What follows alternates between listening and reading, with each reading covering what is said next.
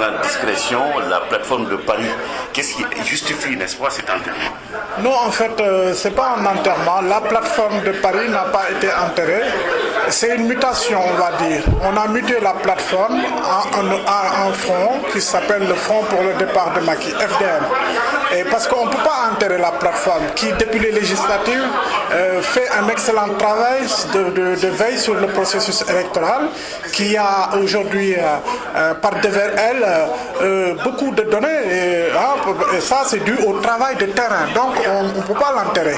Et seulement, il y avait un impératif, c'était de mettre en place un cadre qui puisse répondre au combat politique. Et donc, on a jugé utile de muter la plateforme à un front qui va prendre en charge et le processus électoral, mais le combat politique sur aussi. Le terrain. Voilà, sur le terrain. D'accord. Donc, mais on constate aussi qu'en France, et je l'ai souvent décrit dans mes papiers, qu'il n'y a pas, que vous êtes souvent dans une stratégie de revendication, mais pas de mobilisation des militants. Bon, ça, je ne peux pas dire que je ne peux pas abonder dans ton sens, parce que le parrainage, justement, et au début, on était tous contre, mais c'est un mal pour un bien pour l'opposition qui est en train de se déployer parce que la loi est passée, la loi a été votée. Les partis politiques, les militants des partis politiques sont en train d'aller à la chasse aux parrains et sont en train de travailler, donc ça les mobilise, ça mobilise les partis. Et c'est vrai, moi je suis très bien placé pour connaître pour savoir qu'il y a 3-4 partis quand même qui ont du dynamisme, qui font des animations politiques qui sont sur le terrain.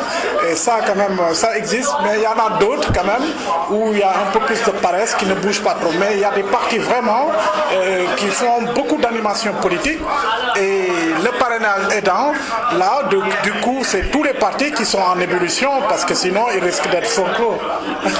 On constate aussi que vous êtes dans le spectaculaire, hein, souvent, des opérations coup de poing.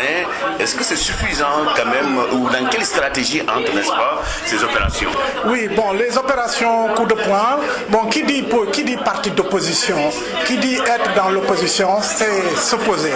Hein, et c'est un des principes de la démocratie. Le pouvoir gouverne, l'opposition s'oppose. Et maintenant, si elle est républicaine, l'opposition, c'est encore mieux. Parce que moi, en tant que coordinateur du Front pour le départ de Macky, je suis pour une opposition républicaine. Mais il faut quand même ne pas oublier qu'on a en face de nous un pouvoir très répressif. Un pouvoir qui vraiment torpille les libertés. Depuis 2012, on a vu le nombre de manifestations qui ont été interdites.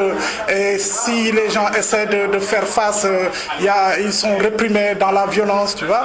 Donc, l'opposition, en gros, nous sommes dans notre rôle quand nous faisons des actions coup de poing pour faire passer un message politique. C'était le cas d'ailleurs lors du salon de l'immobilier où, en toute discrétion, on a décidé d'aller porter un message politique, alerter l'opinion internationale qu'il y a encore un coup d'État électoral qui se prépare au Sénégal et qu'il faudrait que tout le monde prenne ses responsabilités. Parce que tu peux faire ça pour un référendum, ça passe.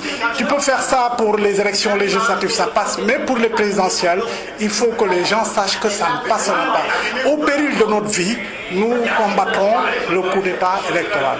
Et c'est important.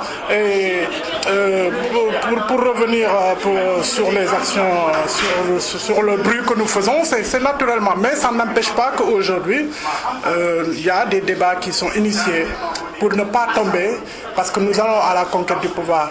Et nous ne voulons pas reproduire le même cliché que Benno Bokk Yakaar, qui était une alliance circonstancielle, qui n'est pas bâtie sur un socle idéologique. Aujourd'hui, vous avez vu, vous étiez dans la salle lors de la conférence du Premier ministre Abdoul Mbaye sur l'économie sénégalaise, des enjeux et perspectives. Il y a eu un glissement pour parler du programme minimal qu'aujourd'hui l'opposition veut mettre en place pour que s'il y a deuxième tour, un candidat de l'opposition qui arrive au deuxième tour, qu'il puisse s'appuyer sur ce programme minimal que l'opposition aura entériné en amont. Et ça, c'est important. parce que je pense que les Sénégalais nous attendent. Vous nous attendez sur ce point-là, parce que faire de l'opposition pour faire de l'opposition, quand même, c'est stérile.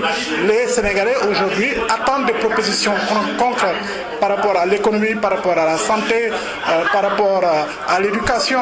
Et donc nous, de ce côté-là, par rapport aux mécanismes de gouvernance institutionnelle. Et donc nous, de notre côté, nous devons apporter ces réponses-là pour leur redonner confiance, pour leur donner la latitude de pouvoir choisir l'opposition pour une alternative crédible.